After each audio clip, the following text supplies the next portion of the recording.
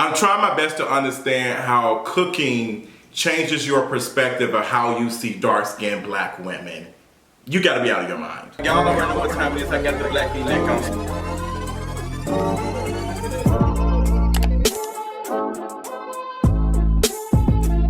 What's going on, y'all? We got to talk about the colorist head chef himself, Chef Waymo. This man was online terrorizing black women from 2014 to 2000, like probably 20 or something. And now he has rebranded as the chef on TikTok, and they have found out who he is and his past, and they are chewing him up. Like, girl, the best dish that he's ever served was colorism, apparently, and girl, they are throwing it right back in his face. This is not really uncommon. You had a lot of black men online, like, I remember it like it was like yesterday.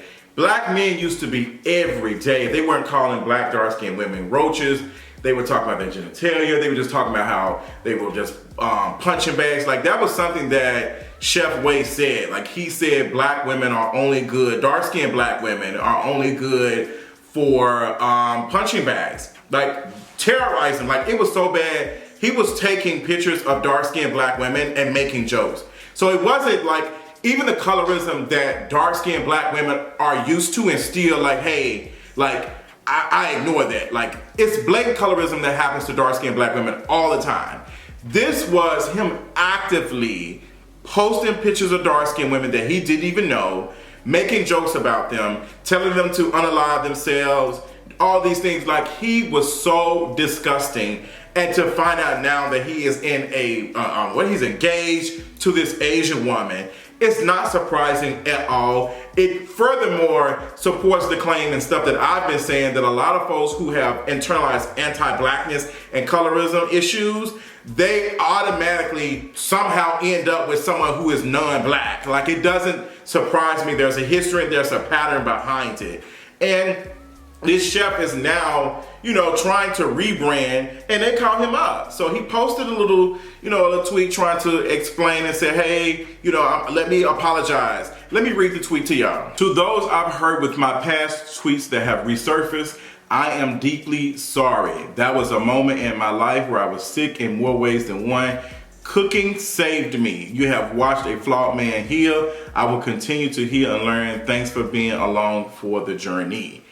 How is somebody along with you on the journey of your colorism?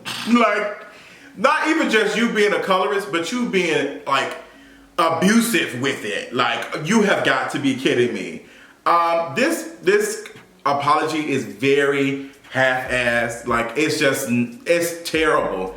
Not one time did he take accountability for his actions. And come to find out, he is a lawyer. I think he's a lawyer somewhere in Texas. Like, he works at like a district attorney or something. And this man offers this bullcrap apology. Like, for somebody who is resourced enough as you are and has traveled, I would think that you had enough money to be able to hire somebody or talk to somebody within your circles or something to be able to give you a better apology than this. Not one time did this man take accountability for the terrorizing that he did online. Not one time. He said, oh, well, I was sick. No, this was more than you being sick. Girl, this wasn't you coughing. This was you on your deathbed. Like, this was more than you just coughing and being sick for a week. Girl, it was a lot. And you need to apologize for the things that you did. Like, people do this stuff where they're sending an apology, like, I apologize for what I did. No. I want you to name the things that you've done so I can know that you've learned better. But the fact that you don't even want to say it, like, you are ashamed, and you should be shamed. But that's the least that you can do with all the harm that you have caused to dark-skinned black women. Like, that's the least you can do, is take the walk in shame. You don't even want to be a man and take the walk in shame. The only reason why you posted these tweets and responded to it is because you were getting cooked. And then you didn't even post it on TikTok, where you've been able to rebrand. You turned all of your comments off on TikTok. You turned all the comments off. You turned it where people can't even stitch your videos because you knew what was about to happen. Now, this is your time to pay.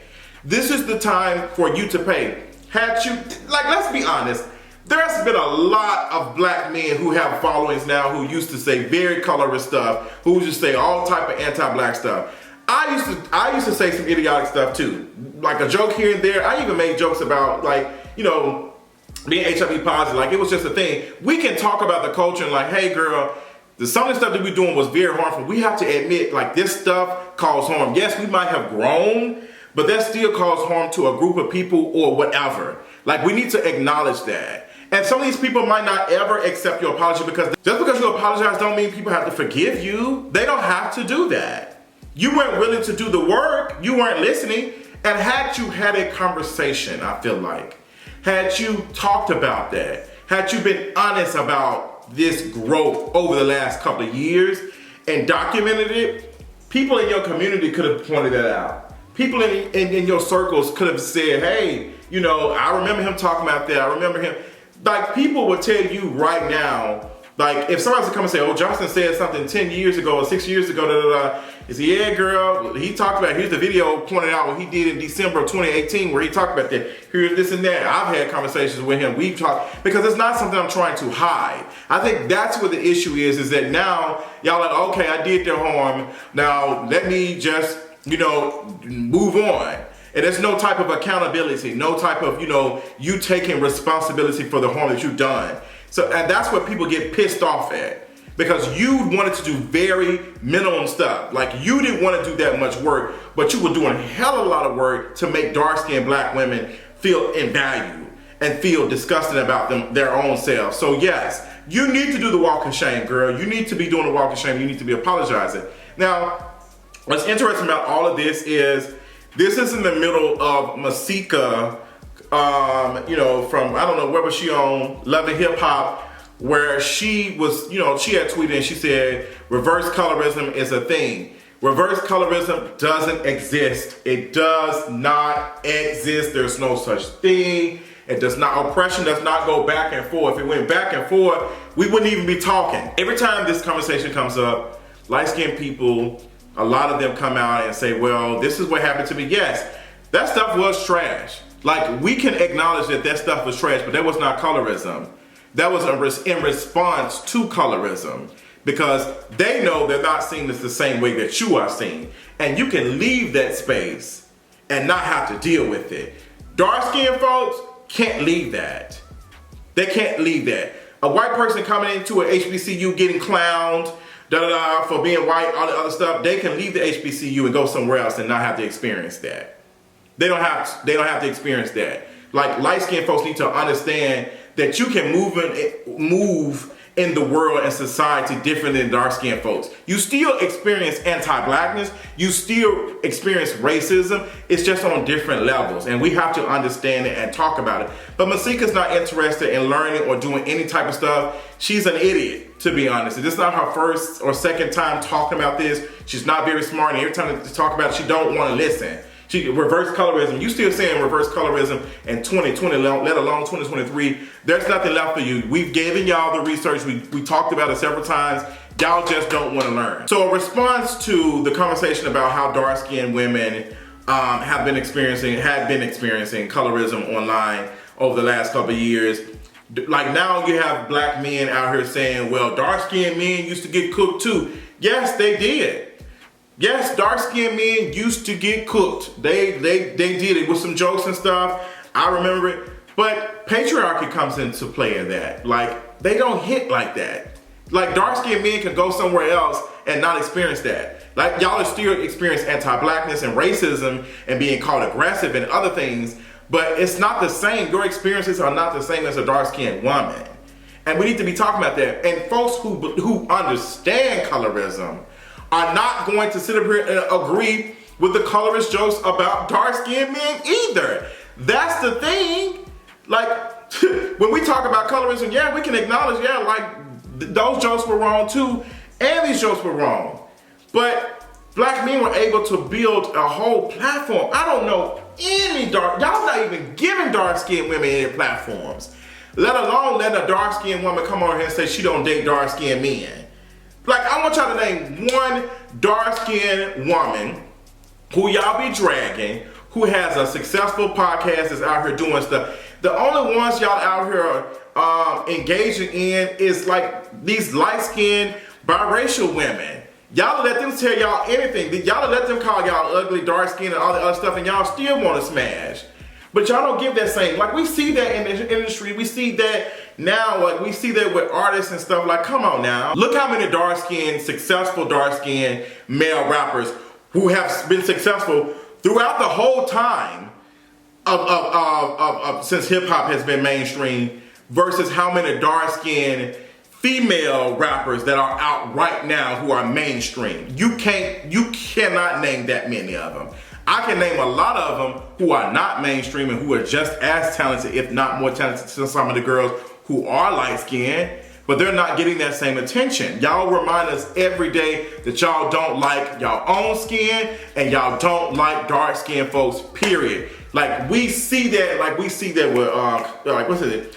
Kodak Black, how he made jokes. The other folks made jokes doing what's the name's funeral, like priding themselves of having light-skinned women. Like, girl, like be serious. All of the male rappers are either in a relationship with a non-black woman or a light-skinned black woman. The only black basketball player that I can name who has a dark-skinned wife off the top of my head is LeBron James. Like some of y'all have a lot of y'all have black, dark-skinned baby mamas.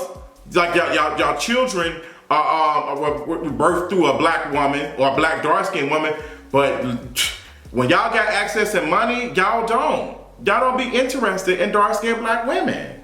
Y'all just don't. So y'all clown them all the time. So I don't understand, like black women experience not only just misogyny, but anti-blackness and colorism. Like girl, like they experience all of these things. And I need folks to understand it. Like that's why we use the term misogyny war when we're talking about black, dark-skinned women and the misogyny they experience and also the anti-blackness.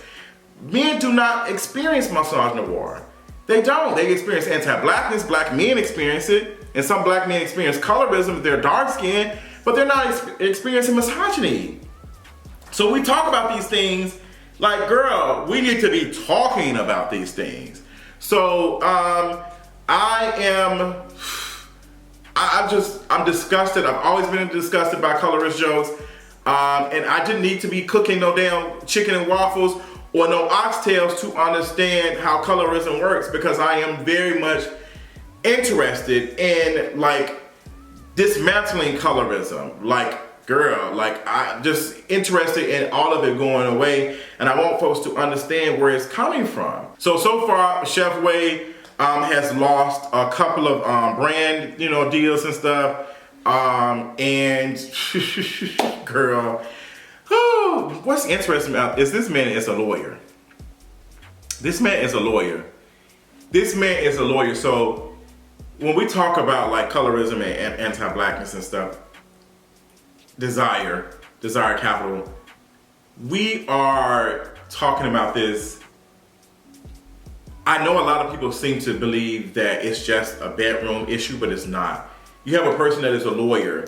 Do you think he's more likely to help a dark-skinned black woman out, or do you more think he's more interested in helping a non-black woman or a light-skinned woman? Like this is a man that's in a position of power now. In a position of power, he's a lawyer. There are not many black lawyers. So now he is, and he's married to an Asian woman. Or engaged to an Asian woman. What you think? Come on now, let's be for real. But that's all I got. Y'all check it out. Tell me what y'all think about it. Let me know in the comments, girl, and I'll talk y'all later.